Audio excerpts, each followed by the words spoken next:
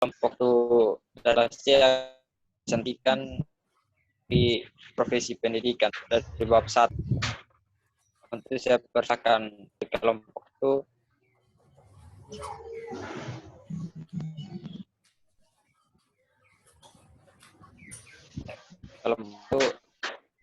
Jela Dayanti, silakan.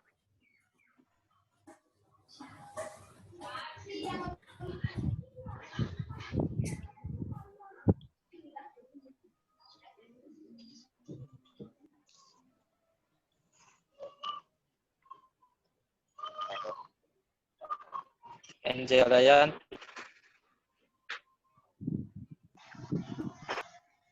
Baik, terima kasih atas waktu dan kesempatan yang diberikan kepada kelompok kami. Kami dari kelompok 1 akan mempresentasikan tentang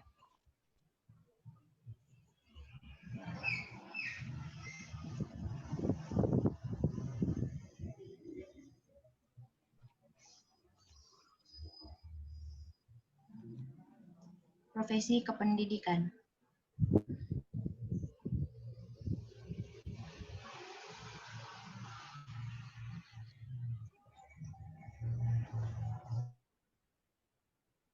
Teman Angel, saya persilakan.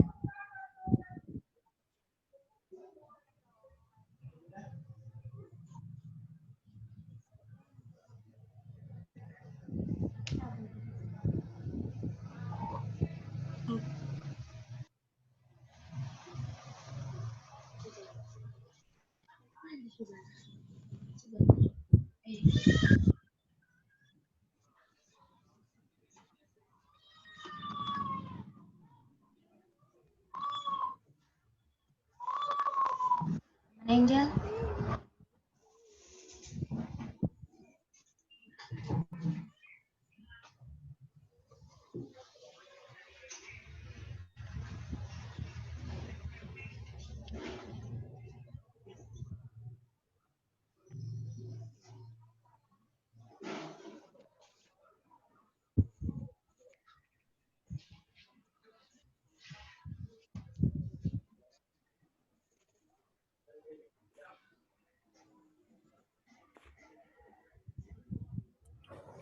Ya, nama Angel tidak ada kah?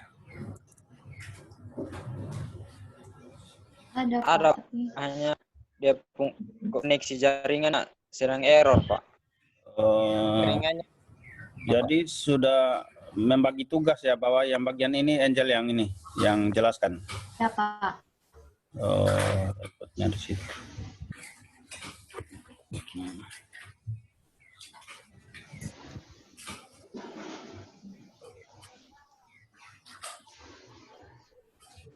Jangan ditelepon ya, karena nanti kalau telepon dia punya koneksi terputus lagi. Kalau bisa WA saja kalau ada apa dia.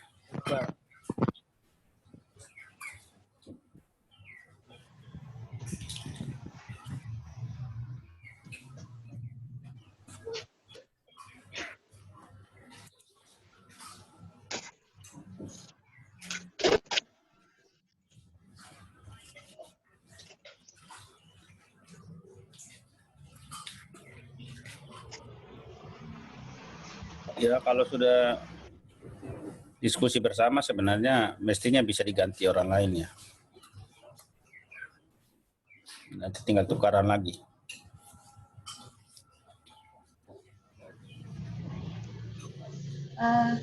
Saya persilakan kepada Rio untuk menggantikan Angel membacakan materi.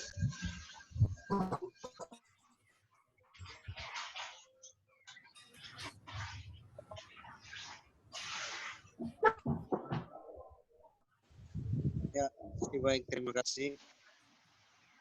Saya akan mengganti teman saya untuk akan presentasi pada slide pertama. Selamat siang untuk kita semua. Selamat siang, Rio. Siang, Rio. Ya, terima kasih. Pada slide pertama ini tentang pengertian profesi dan pendidik. Yang pertama itu adalah profesi. Istilah profesi itu berasal dari kata bahasa Latin, yaitu profiteor, yang berarti mengaku. Dan profesionalisasi adalah proses di mana kegiatan yang menguntungkan gerak dari status pendudukan dengan status profesi. Ini ada beberapa definisi menurut para ahli. Yang pertama menurut Graham Chapman, Chiefers.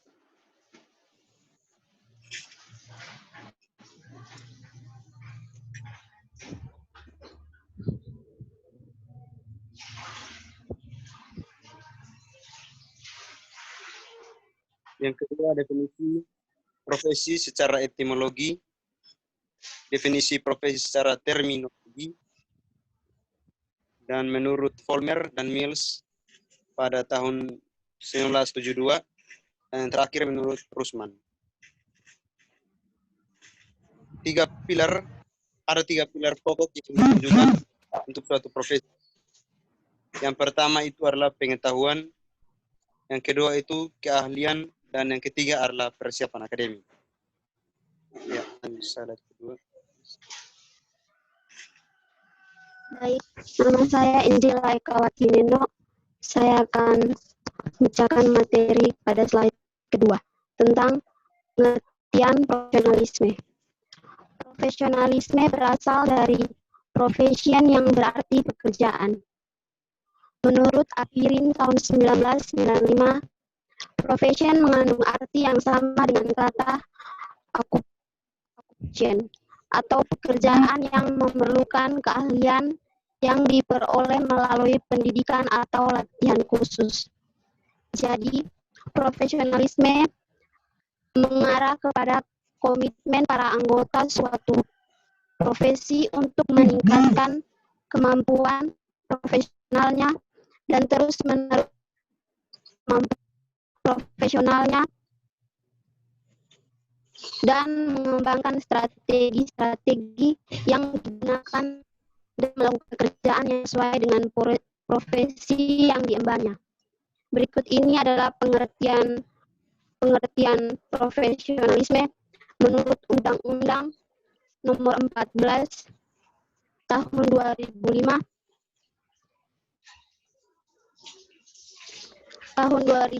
tentang guru dan dosen. Menurut Zaman Satori, profesional menunjuk pada dua hal. Pertama, orang yang menyandang suatu profesi, misalnya dia seorang profesional. Kedua, penampilan seseorang dalam melakukan pekerjaannya yang sesuai dengan profesinya. Yang kedua, menurut Walter Johnson tahun 1959,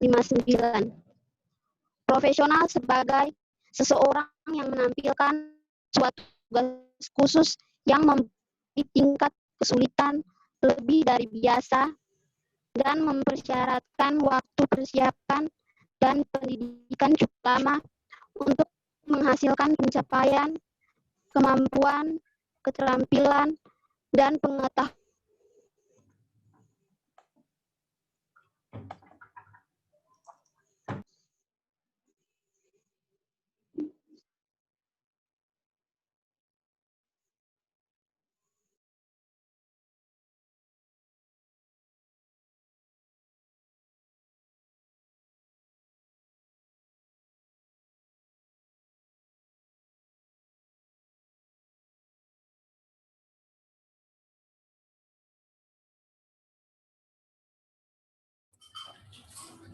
Pengaruh jaringan, jadi Angel keluar, sudah masuk kembali.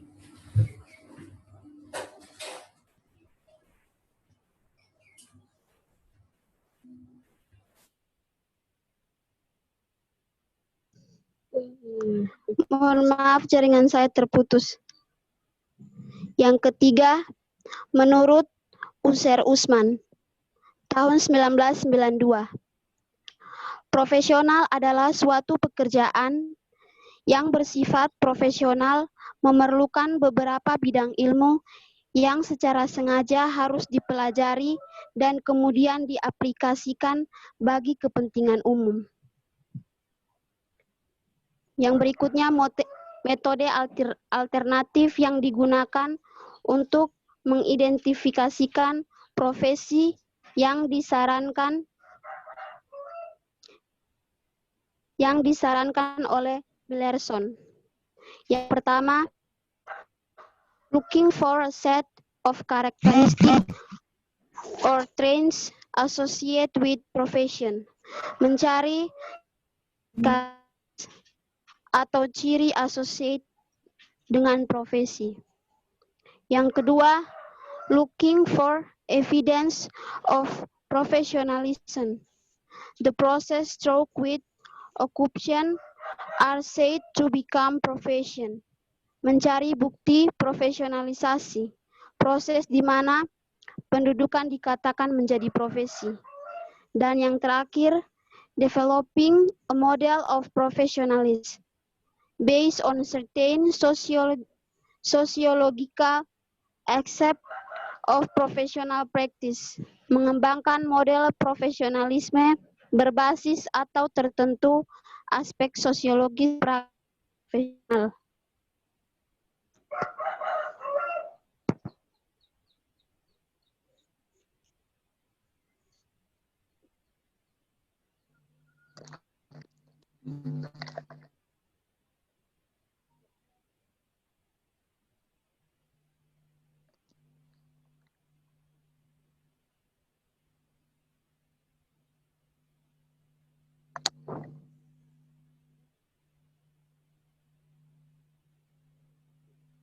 Baik, pemari berikut, Angel Dayanti, silakan. Selamat siang.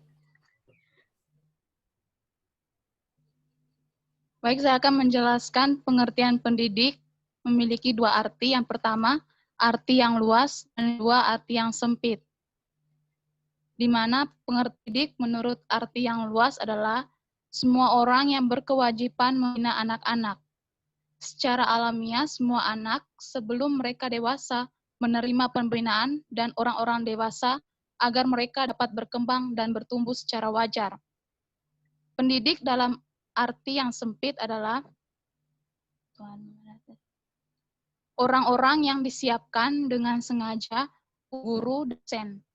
Kedua jenis pendidik ini tentang pendidikan dalam waktu relatif lama agar meraih ilmu itu dan terampil melaksanakannya di pendidik harus kualifikasi akademik dan kompetisi sebagai agen pembelajaran, sehat jasmani dan rohani, serta memiliki kemampuan untuk mewujudkan tujuan pendidikan nasional sebagaimana dimaksudkan pada ayat 1 adalah tingkat pendidikan minimal yang harus dipenuhi oleh seorang pendidik yang dibuktikan dengan ijazah dan atau sertifikat keahlian yang relevan sesuai dengan ketentuan perundang-undangan yang berlaku.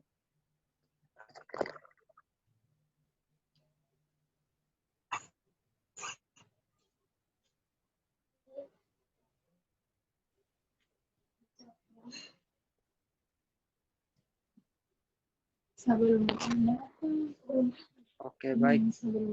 Dipersilakan yang beri.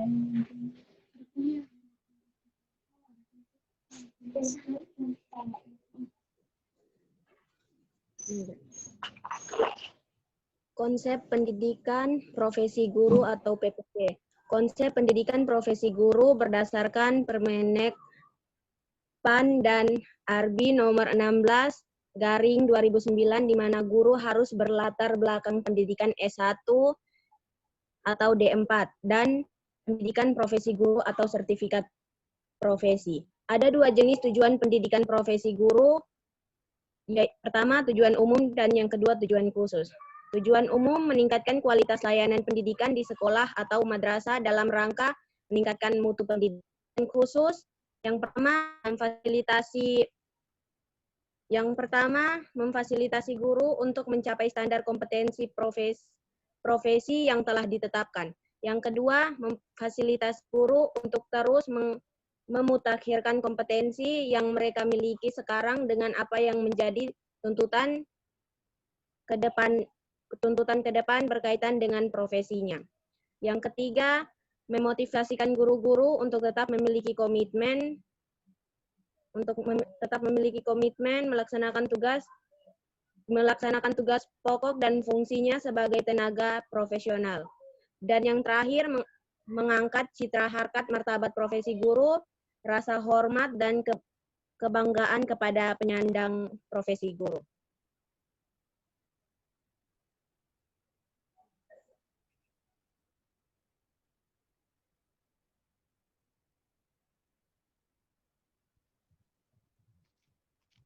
Baik, perkenalkan nama saya Nena Silani, bakaran profesionalisme pendidikan membaca mewujudkan pendidikan muda Indonesia. Asli 39 ada Undang-Undang Nomor 20 Tahun 2003. Sistem pendidik nasional menyatakan bahwa pendidik merupakan tenaga profesional. Kedudukan sebagai tenaga profesional berfungsi untuk meningkatkan harkat guru. Seakan sudah meningkat mutu. Saya dengar suaranya kurang bagus ini. Halo. Ya, Pak. Apakah sama? Pasti Karena jaringan, Pak. ya, Pak. Sama, Pak. Sama, Pak.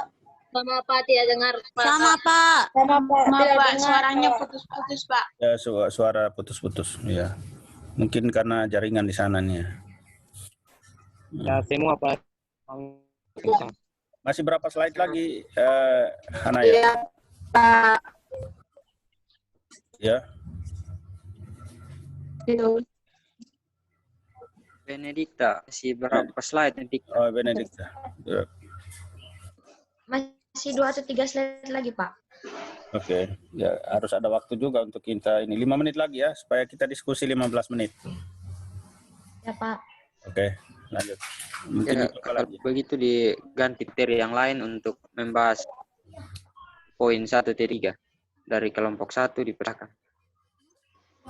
Baik, saya akan membacakan poin 1.3 mengenai peranan profesionalisme kependidikan. Profesionalisme kependidikan merupakan syarat utama mewujudkan pendidikan bermutu di tanah air Indonesia. Pasal 39 ayat 2. Lupa.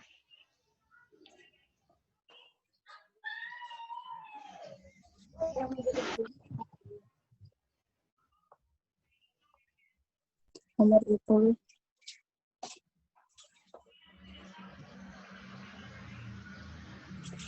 Pasal 39 ayat 2 Undang-Undang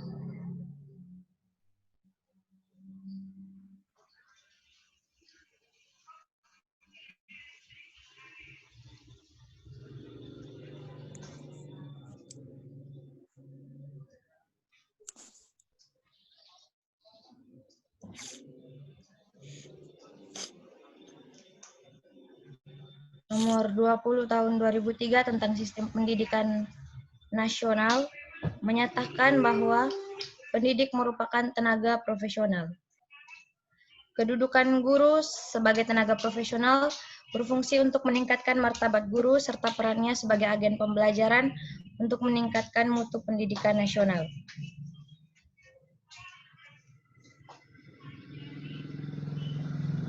Berdasarkan Undang-Undang Guru dan Dosen, ada 8 peranan profesionalisme kependidikan di Indonesia yang dikenal dengan pendidik atau pengajar. Yang pertama adalah dosen. Menurut Undang-Undang Nomor 14 Tahun 2005 tentang Guru dan Dosen, pada bab 1 pasal 1, dosen adalah pendidik profesional dan ilmuwan dengan tugas utama mentransformasikan, mengembangkan, dan menyebarluaskan ilmu pengetahuan, teknologi, dan seni melalui pendidikan, penelitian, dan pengabdian kepada masyarakat.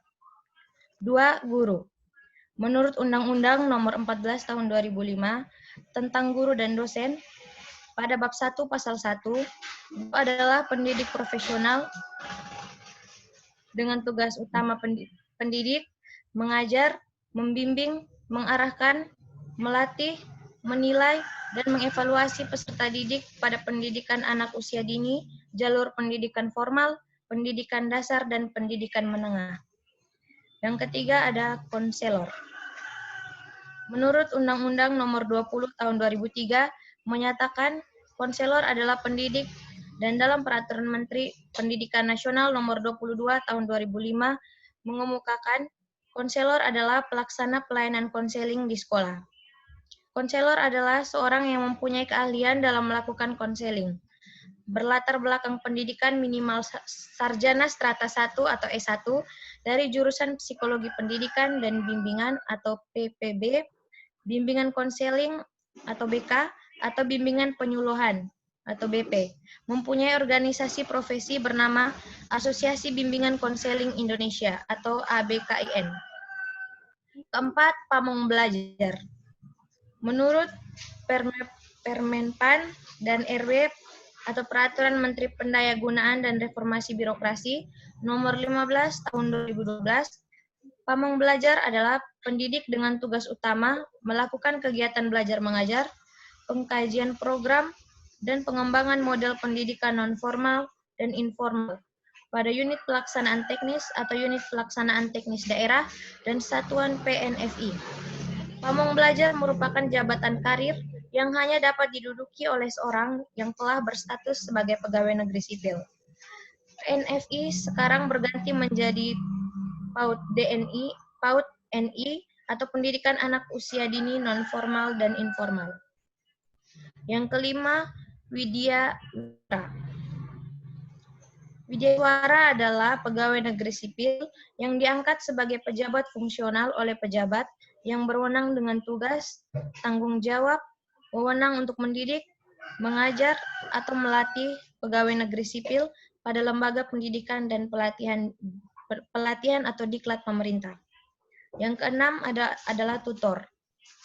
Tutor adalah orang yang membelajarkan atau orang yang memfasilitasi proses pembelajaran di kelompok belajar. Tutor merupakan pembimbing dan pemotivasi peserta didik untuk mempelajari sendiri materi ajar yang tersaji dalam modul pembelajarannya. Yang ketujuh ada instruktor. Instruktor adalah orang yang bertugas mengajarkan sesuatu dan sekaligus memberikan latihan dan bimbingannya. Pengajar pengasuh. 8. Fasilitator. Fasilitator adalah seseorang yang membantu sekelompok orang memahami tujuan bersama mereka dan membantu mereka membuat rencana guna mencapai tujuan. Tugas fasilitator dalam proses pembelajaran pada hakikatnya mengantarkan peserta didik untuk menemukan sendiri isi atau materi pelajaran yang ditawarkan atau disediakan melalui atau oleh penemuannya sendiri.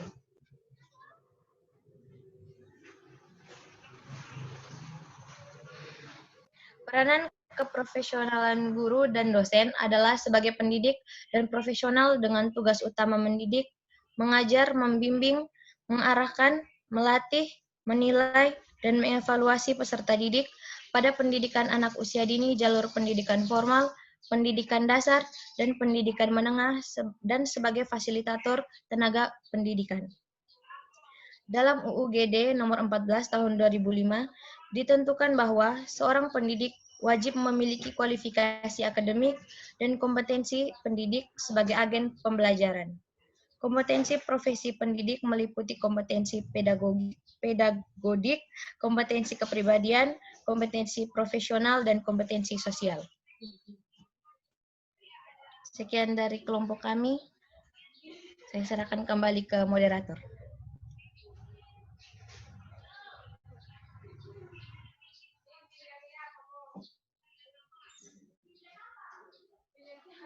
Oke, baik. Terima kasih untuk kelompok 1. Sekarang masuk ke sesi tanya jawab. Mungkin ada dari teman yang bertanya atau memberi saran, kami persilahkan.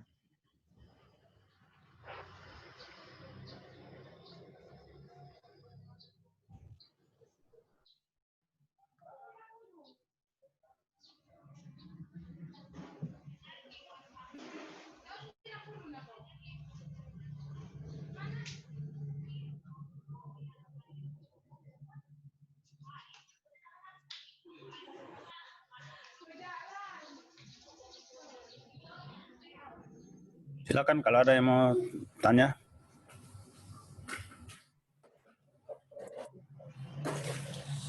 Tadi ribut.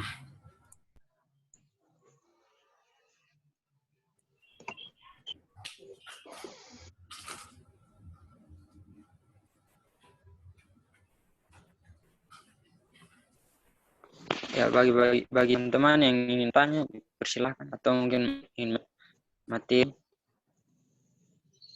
atau rasa penjelasan tiap materi yang kendala ringan hingga teman-teman tidak bisa mendengar dengan baik, ya tanya.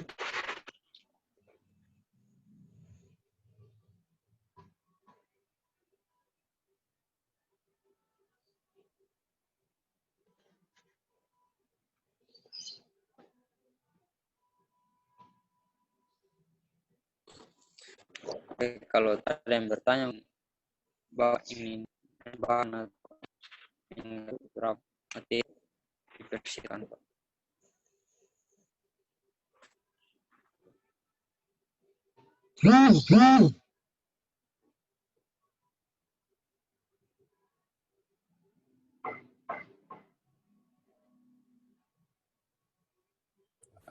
Halo. Ya, oke. Mungkin saya juga malah ingin menyampaikan satu pertanyaan untuk kita diskusi.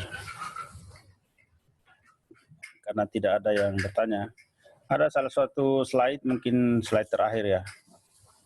Peranan keprofesionalan guru dan dosen adalah sebagai pendidik yang profesional dengan tugas utama mendidik, mengajar, membimbing, mengarahkan, melatih, menilai, dan mengevaluasi peserta didik sampai di titik di fasilitator. Sebagai fasilitator tenaga pendidikan, pertanyaannya kenapa guru itu harus menilai dan mengevaluasi peserta didik ya? Maaf Pak, suaranya putus-putus Pak. Oh, suara putus-putus kan? Tidak Pak, jelas. Ya, tidak jelas. Putus. Iya Pak, suaranya putus-putus Pak. Berarti kita semua sama ini ya. Coba ya, saya ulang.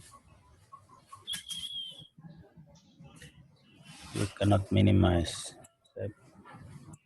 Oke, tidak bisa di minimize. Oh ya, ini sudah. Halo. Sekarang kira-kira jelas ya, atau masih putus-putus ya? Jelas Pak, sekarang jelas Pak. Sekarang jelas. Jelas Pak. Baik, kalau begitu bisa melihat ada satu slide yang sedang ditayangkan oleh teman kalian. Yang paragraf pertama itu peranan keprofesionalan guru dan dosen dan seterusnya. Ada peranan guru itu untuk mendidik, mengajar, membimbing, melatih dan menilai dan mengevaluasi peserta didik dan seterusnya. Pertanyaannya, kenapa guru tidak hanya mengajar, mendidik dan membimbing, mengarahkan, melatih ya? Kenapa harus ada menilai dan mengevaluasi?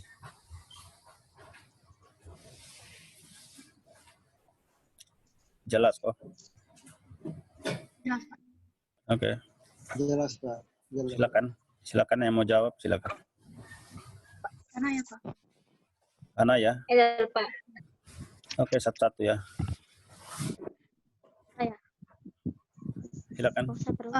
Karena menurut saya seorang guru perlu menilai atau melihat anak-anak itu karena itu untuk mengukur kemampuan mereka, melihat kemampuan mereka itu sudah sampai di mana atau berhasil atau tidaknya seorang guru melakukan suatu metode begitu Pak. Oke, baik. Tulis di chatting ya. Nanti saya copy lagi ke sana. Di rekaman saya. Ada lagi? Siapa lagi yang mau jawab? Bagus tadi. Jadi Pak. Jadi Pak Wahyudin. Elvian Tiesda. Jadi Pak. Fitri Wahyudin. Coba Fitri dulu karena ada Fitri di layar saya di bagian atas. Baik Pak, terima kasih untuk kesempatannya. Oke. Jadi menurut guru melakukan evaluasi atau menilai karena guru yang mendidik murid mereka, sehingga manfaat dari menilai itu mereka bisa melihat berproses ada perkembangan atau tidak dari anak murid mereka. Jika belum ada perkembangan, berarti mereka harus menyadari diri atau melakukan metode-metode pembelajaran yang lain sehingga bisa mampu untuk melihat perkembangan dari anak-anak mereka, Pak. Mungkin itu dari saya. Terima kasih. Oke, Fitri, terima kasih. Siapa tadi? Elvianti? Bukan. Atau Farid tadi ya? Ya, Pak. Oke, Farid dulu, karena Elvianti masih style layar.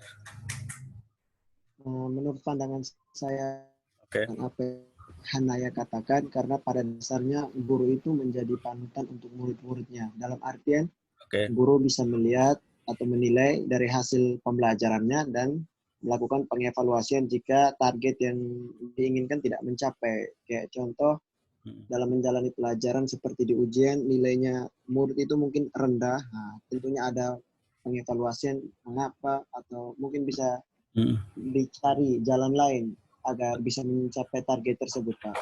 Itu betul, Pak, dari saya. Betul. Terima kasih, Pak. Oke, ya, bagus sekali. Ada lagi? Ada yang mau tambah? Ya.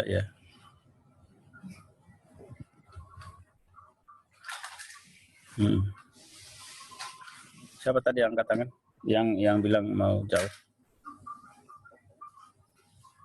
Saya, Pak, Elvianti Pak. Elvianti, silakan. Ya, Pak, jadi begini, Pak. Terima kasih atas kesempatan yang diberikan. Kurang lebih hampir sama dengan yang Fitri katakan, Pak. Jika guru hanya mendidik namun tidak mengevaluasi dan melihat perkembangan murid yang diajarkan, maka mereka tidak begitu mengerti muridnya sudah sampai di mana perkembangannya, Pak. Jadi kira-kira seperti itu, Pak. Terima kasih. Oke, sama-sama. Tulis ya di chattingnya supaya ini. Memang ini saya record juga. Saya rekam juga, nanti saya share ke YouTube, terus saya kasih link ya. Baik, Pak. Oke. Ada Adelista Mudak, angkat tangan, silakan. Ya, Pak. Jadi menurut saya kurang lebih seperti teman-teman yang lain, seorang guru perlu mengevaluasi siswanya supaya bisa mengetahui perkembangan yang dialami oleh siswanya. Jadi mereka bisa mengontrol nih bagaimana siswa ini mengikuti pelajaran dengan baik atau tidak. Apakah metode pelajaran yang kita berikan atau kita gunakan itu bisa berdampak baik pada siswa tersebut. Terima kasih. Ya. Oke, bagus ya. Mirip-mirip semua, tapi menjawab pertanyaan dengan baik. Kita perlu evaluasi ya untuk mengetahui sejauh mana, yang pertama sejauh mana siswa sudah atau peserta didik kita itu sudah menguasai materi yang kita ajarkan atau mencapai kompetensi yang diharapkan pada waktu tertentu, pada rentang waktu tertentu. Tapi juga bisa melihat sebenarnya kebutuhan real anak-anak itu seperti apa. Mereka kebutuhan real artinya apa yang mereka masih butuh untuk dibimbing lagi. Kalau misalnya tadi yang kasih contoh nilainya sekian, artinya dia masih ada kurang atau masih butuh bimbingan untuk bisa mencapai target itu sekian persen. Baru 60% berarti masih kurang 40%. Berarti disitulah kita bisa merubah metode, kita memberi pengayaan materi atau pengulangan seperti itu. Kalau tidak pernah misalnya tidak pernah dievaluasi, bagaimana kita tahu bahwa proses pendidikan yang kita lakukan itu berhasil atau tidak? Oleh karena itulah maka ada sampai di tingkat yang lebih luas, tingkat nasional dulu ada evaluasi ujian nasional. Ya, itu untuk melihat secara nasional sebuah sekolah atau satuan pendidikan berada di level mana kompetensi anak-anak didiknya, seperti itu. Atau sejauh mana kompetensi itu sudah dicapai oleh setiap unit pendidikan. Seperti itu sudah bagus, sudah dijawab dengan baik. Ini sekarang kurang 2 menit. Satu lagi misalnya, di layar yang sama, itu yang sedang ditayangkan itu ada kalimat terakhir. Siapa ini? Ya, ada kalimat terakhir atau bagian terakhir bahwa kompetensi profesi pendidik meliputi kompetensi pedagogik. Udah, ini layar terganggu dengan orang yang menulis jawaban. Oke. Kompetensi kepribadian, kompetensi profesional, dan kompetensi sosial. Yang pertama, misalnya yang 1, 2, 3 itu silakan bisa nanti bisa dilihat, dicek apa yang disebut dengan kompetensi sosial dan kenapa ya harus butuh ada kompetensi sosial bagi seorang guru. Guru itu ya mengajar lah. Dia sebagai seorang guru dia harus punya kompetensi pedagogik, mengajar, ilmu mengajar, kemampuan mengajar. Terus kepribadian sebagai seorang guru, dia harus profesional. Kenapa butuh kompetensi sosial ya? Ada yang bisa jawab? Saya, Pak. Oke, Farid lagi ya? Ya, Farid. Ya, Pak. Menurut saya kompetensi sosial dalam konteks seorang guru diartikan dia mampu berinteraksi dengan baik dengan muridnya, Pak. Jadi kalau dijadikan contoh dalam lingkungan perumahan, kita sebagai seorang individu harus bisa berbaur dengan tetangga. Kalau dimasukkan dalam konteks kelas, seorang guru harus mempunyai kemampuan untuk berinteraksi dengan anak muridnya. Tentunya hal ini sangat mendukung peningkatan proses pembelajaran di dalam kelas. Ya, betul. Ada lagi? Siapa lagi? Maaf Pak, suara tidak terdengar. Saya Pak. Oke, tidak kedengaran, tidak apa-apa ya. Nur. Nur Pak. Ya, Nur Nasir, silakan. Ya, terima kasih atas waktu dan kesempatan yang diberikan. Saya ingin menjawab pertanyaan yang tadi, Pak. Untuk kompetensi sosial bagi seorang guru, menurut saya, karena di dalam setiap kelas punya adanya proses belajar mengajar, nah secara tidak langsung interaksi sosial itu berlangsung, sehingga menurut saya interaksi sosial ataupun kompetensi sosial ini sangat penting dalam mentransfer atau mensosialisasikan apa yang menjadi pembahasan pada hari itu. Jadi ketika seorang guru tidak mampu untuk menjelaskan materi dengan baik, maka pesan itu tidak akan sampai kepada murid. Saya rasa seperti itu, Pak. Terima kasih. Oke, bagus. Ya, tulis di chatting ya jawaban tadi. Tulis singkat. Siapa lagi? 1 menit lagi lah. Saya Pak. Nama ya, langsung sebut nama. Karenina, Pak. Karenina. Menurut saya kenapa fungsi sosial seorang guru harus bisa bersosialisasi dengan murid, karena menurut saya ketika kita berinteraksi dengan murid, kita harus bisa berinteraksi dengan murid sehingga kita bisa membangun hubungan antara guru dengan murid, sehingga jika murid merasa kesulitan dalam pembelajaran, seorang guru dia bisa menjelaskan kepada murid dengan baik.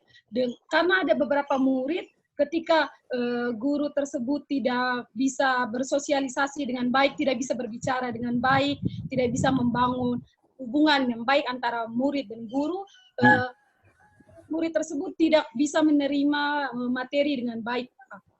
Jadi saya rasa guru harus bisa membangun hubungan sosial yang baik, apalagi jika dalam hal guru sebagai pembimbing dan sebagai konseling. Tentu aspek sosial ini sangat diperlukan oleh si guru tersebut.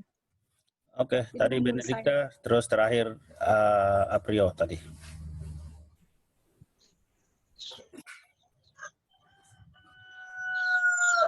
Ya, baik Pak. Menurut saya guru perlu membangun kompetensi sosial agar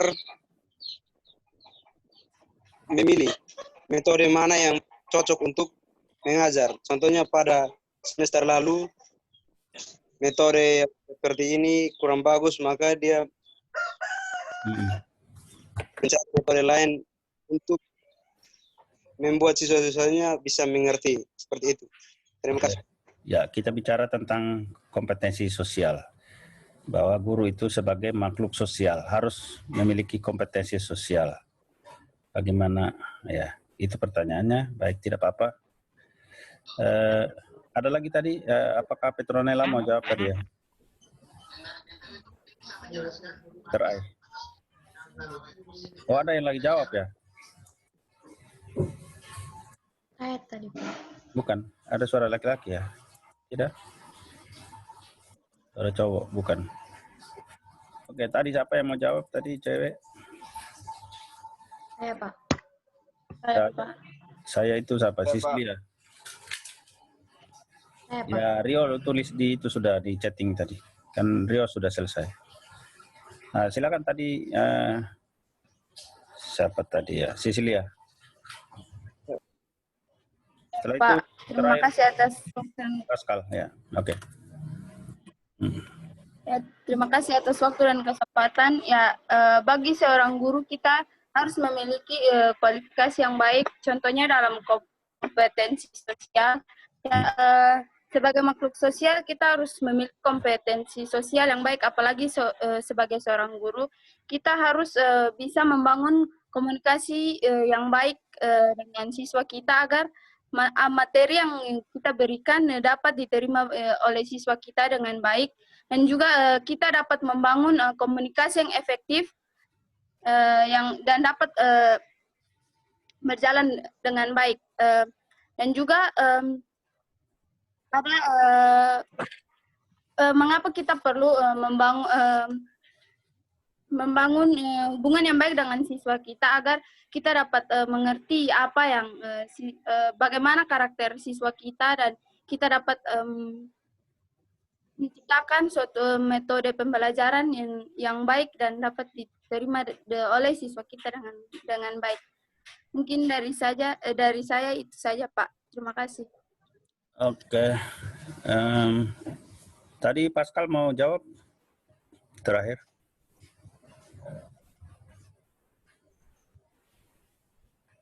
Tadi Pascal bukan mau jawab ya? Bukan. Pascalino? Tidak. Oke, baik. Tidak ada karena memang waktu sudah habis. Tetapi sudah dijawab tadi makhluk sosial. Guru itu sebagai pengajar, pembimbing, pengarah, dan seterusnya harus memiliki kemampuan sosial, kompetensi sosial. Kompetensi sosial untuk skop yang kecil di dalam kelas, mampu beradaptasi, mampu memahami orang lain, dalam hal ini para peserta didiknya, tetapi juga di masyarakat. Seorang guru tidak bisa mengabaikan hubungannya dengan masyarakat lain, dengan anggota masyarakat lain di sekitarnya. Karena itulah guru dituntut untuk berperilaku yang baik di tengah masyarakat. Tidak bisa dia hanya bilang, saya guru hanya urusan dengan siswa saja, gitu, tanpa peduli dengan komunikasi dan adaptasi penyesuaian diri dengan anggota masyarakat di sekelilingnya. Karena itu kita kenal istilah bahwa guru itu digugu dan ditiru bukan saja oleh siswa, juga harus ditiru oleh masyarakat karena perilakunya yang baik. Seperti itu sudah dijawab juga beberapa orang yang menjawab dan sudah ditulis di chatting, nanti saya rekam, saya masukkan ke dalam ini file saya. Saya kira coba Anda lihat kembali ya, tadi karena mungkin persiapan bagi yang menjawab itu spontan saja, karena itu kadang-kadang ditanya kompetensi sosial, menyebut juga kompetensi pedagogik dan lain-lain. Ini Fitri lagi cerita dengan siapa? Fitri, ya, Indri Natalia. Dia tidak dengar di sini. Ngobrol dengan temannya. Suara tidak terdengar, tapi kamu lagi ngobrol, saya lagi bicara. Ya. Tugasnya adalah setelah ini Anda pelajari itu beberapa kompetensi guru. Kompetensi profesional seorang guru atau pendidik, kompetensi pedagogi, profesional, kompetensi kepribadian, dan kompetensi sosial, Anda rumuskan kembali, kirim ke saya. Oke? Dibuat mungkin dengan contohnya. Fitri dengar ya? Ya. Dibuat lagi dan dikirim ya, kirim ke saya sebagai tugas. Oke, tugas untuk beberapa pertemuan terakhir ini yang kita sudah lakukan. Pertemuan pertama. Oke, sambil itu, di samping itu, yang kelompok berikut juga agar mempersiapkan diri. Demikian dari saya kembalikan ke moderator. Apa yang mau diatur lagi. Tapi kuliah kita saya kira kita bisa cukupkan sampai di sini. Terima kasih Pak. Terima kasih Pak atas tanggahannya. Terima kasih Pak. Terima kasih Pak. Teman yang tanya. Terima kasih Pak. Oke. Dari kelompok teman-teman. Sabar. Terima kasih. Untuk berikut silakan diumumkan dulu. Kalau ada pengumuman kelas ketua kelas C dan D silakan.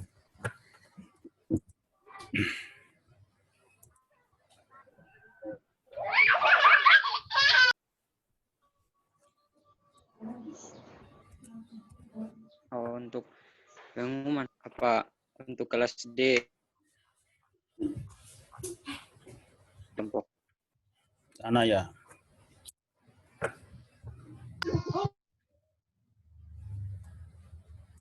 Siapkan diri dan tempat yang lebih efisien saat tadi ini saat perkuliahan. Jadi jaringannya tidak bermasalah. Terima kasih. Ya, semoga cuaca juga baik ya, Kamar. Terima kasih Marki Melngadas. Oh, nikam lasi. Ya, baik Pak. Jadi apa sih di screen muka-muka kami Pak atau bisa meninggalkan suara? Sabar ya, saya screen dulu. Ini ada yang baru masuk lagi di. Iya Pak. Saya bergaya sedikit Pak. Silakan bergaya dulu Mak. Yang minggu lalu itu ada kok Mak.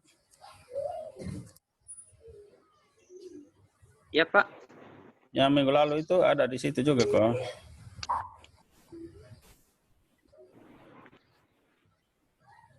Oke. Ya, bagus. Saya share dulu ke grup. Sabar, saya share. Angela Heu kayak paling bagus, Pak. Ya, semua saya kok. Nada paling gaya sudah. Sabar, baru satu layar.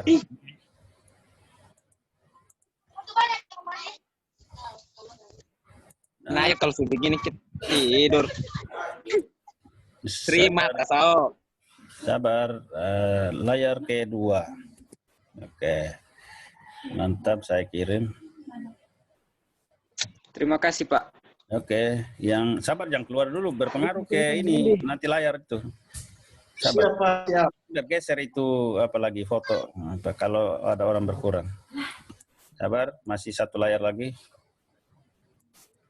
Layar ketiga. Nah ini Pascal tahu lari kemana ini. Primadi sama Angela Ekawati ini. Makan siang atau tidur siang? Oke, sabar. Saya ulang kalau gitu. Pascal sudah bangun, saudara-saudara. Jadi kita ulang. Ya, sabar. Siapa ini? Ingrid. Ya, tenang. Aduh, siapa yang ngetik ini? Ulang. Primadi biar saja dia di situ. Jam berapa, Pak? Oke, saya kirim lagi sekarang. Hari apa? 8 jam. Ya, selesai. Terima kasih, Pak. Yes. You're welcome. Jangan lupa tugasnya ya. Tugas kumpul kapan, Pak? Tugas dikumpul jam berapa, Pak? Sampai besok Tugas dikumpulkan kapan? Kumpul sampai besok jam 10. Baik, Pak. Terima kasih. Terima kasih. Atau bagaimana, Pak? Ya. Tulis tangan atau ketik, Pak? Diketik saja diketik di WA itu boleh juga. Oke. Terima kasih, Pak. Thank you, Pak. Nanti diketik di WA boleh. Halo, Beatrix. Sudah bisa live kok, Pak. Makasih, Pak. Ya, Pak. Makasih, Ya, Pak. Oke. Shalom, Pak. Beatrix. Oke. God bless you, Pak. Halo.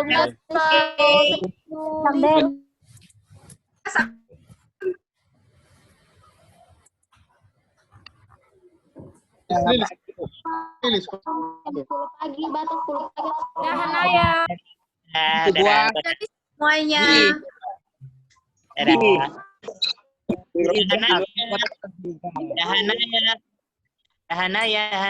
Dahanaya.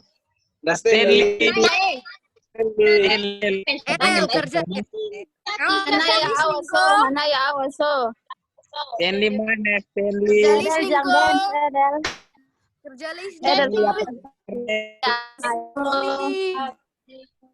Kerja listening. Hanaya awaso ada yang dadak.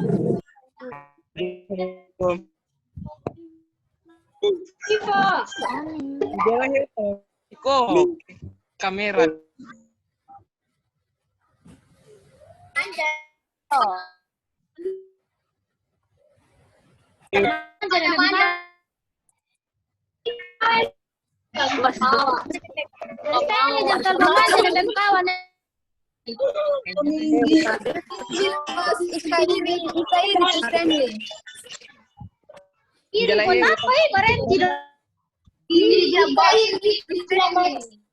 Baby cari laki-laki ya.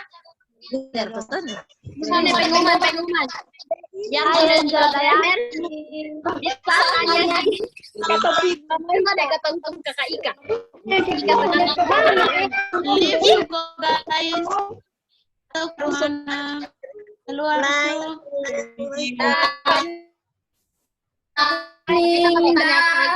tuh.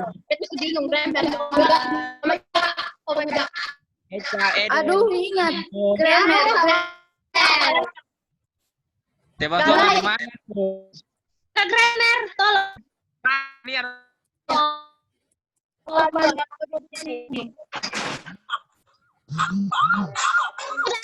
The Stanley.